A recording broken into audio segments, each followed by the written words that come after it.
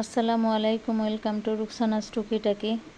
আজকে আমি নেহেরি পাক করতেছি। শুধু নেহেরি না, এটার নাম খাট্টা বলে, পায়া বলে, যাই বলি না কেন। আমি এগুলো পায়াগুলো সুন্দর করে ধুয়ে সিদ্ধ করে নিয়েছি। তারপরে আমি আদা বাটা দিলাম, রসুন বাটা দিলাম, তারপরে একটু হালকা হলুদের গুঁড়ো, একটু মরিচের গুঁড়ো, 1 চামচ ধনিয়ার গুঁড়ো দিয়ে কাঁচামরিচ দিয়েছি, এলাচি, দারচিনি, লং দিয়েছি। এখন এটা দিয়ে সিদ্ধ করে নিচ্ছি। তারপরে আমি একটু হালকা 1 চামচ ময়দা নিয়েছি। ময়দাটা সুন্দর করে টেলে নিব, টেলে একটু সেন্ট আসার জন্য টেলে নিয়ে তারপরে এটা দিয়ে আমি ভালো করে নাড়াচাড়া দিয়ে এটা ঘুটিয়ে ফেলছি।